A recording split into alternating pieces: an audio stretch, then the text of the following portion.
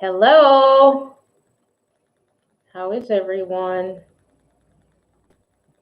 I've had a lot of people ask me questions about going full-time, DBA versus LLC, also using letterhead versus letter size paper versus legal. Hey, C. Hunter. Hey, Tiffany. Good evening, everyone. And so I wanted to go over that with you all today.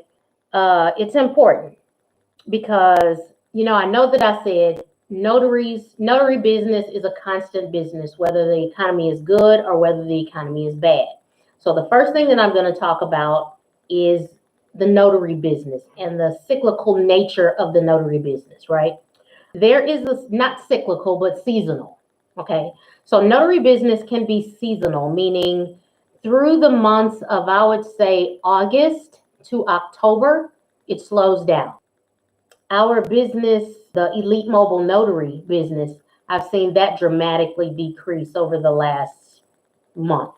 It is seasonal. It does have a slow season, and that slow season is between August and October. And around October, it starts picking up and it goes full speed again until August hits again. So, hey, Ty, you are very welcome. So those are a couple of things that I wanted to let you guys know. So, if you are thinking about going full-time or want this to be a full-time gig, my cousin was saying, she made $7,000 per month on an average. So you got to think, okay, if I'm making $7,000 a month, can I live off of 5 and put 2 back for the few months that are slow? Because you have to still pay your bills when stuff gets slow. So make sure that you're putting money aside. Also, if you're going full-time, consider what you'll do about healthcare insurance and stuff like that. So that's big. I don't know if did y'all know that there's a season when the notary business gets slower than normal? I don't know if y'all already knew that, but it happens every single year around the same time. So it's interesting. I also had another question about legal paper versus letterhead. So letter size paper is optional. Most title companies and notary companies do not mind if you print all of your documents on legal size paper. If you don't have a dual tray printer, because some of the docs are, when they put them in the packet, some are letterhead, some are legal size and some are letter size. I personally print everything on legal size because it's such a hassle. I don't have a dual tray printer either, but it's such a hassle to have to change that paper out and nobody cares. Like if you send your packet back with all legal size paper, they're good with it. So don't worry about it. Business cards. I wanted to mention to you all to make sure that you put your commission number on the front of your business card.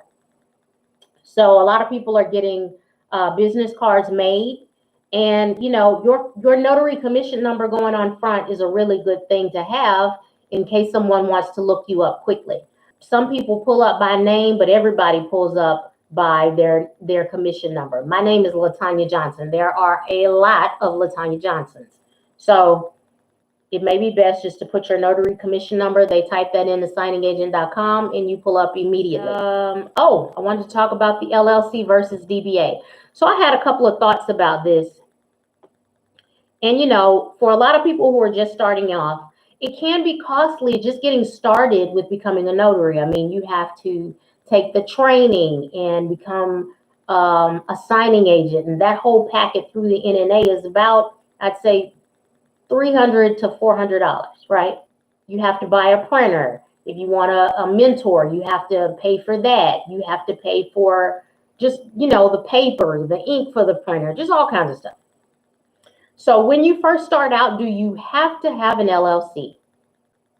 I didn't. Nobody in my family did. So I tell people you don't have to have it.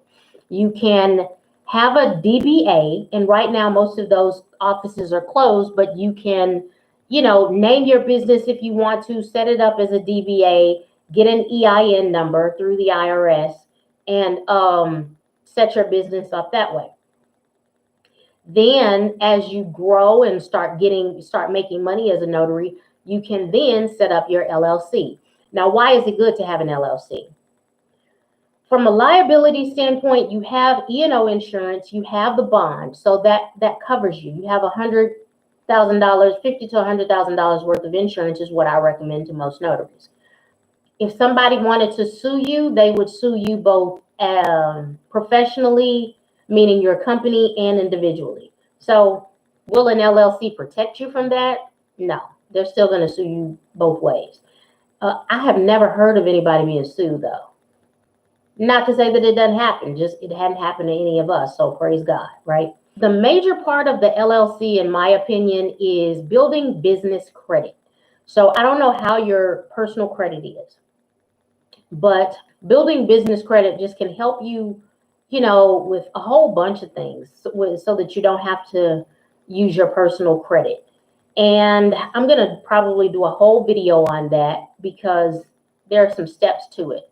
But I will do a video on how to set up your LLC. You can go through LegalZoom to do that. It's pretty inexpensive. I think it costs at least in Texas, about $225. And it's pretty easy. But I do recommend that business credit because there are supplies, ongoing supplies as a notary. You have to buy paper, right? Ink is another supply. So these are ongoing supplies that you can set up, and certain vendors will take you on immediately, like Quill and PayPal Business. So if you are accepting payments via PayPal, please, please, please sign up for a PayPal Business account. Also, not just a regular account. Yeah, make sure that you sign up for a PayPal Business account. So PayPal offers business credit. Square offers business credit if you use Square. And I think a few other, Quill, Uline. And you might think, I don't need Quill. And Quill is just for like office supplies. But I get hand sanitizer. I get the Lysol wipes. I buy toilet paper and spoons and just household stuff sometimes because I have a home office. So I buy that stuff through Quill. But I'm going to do a whole video on that. So.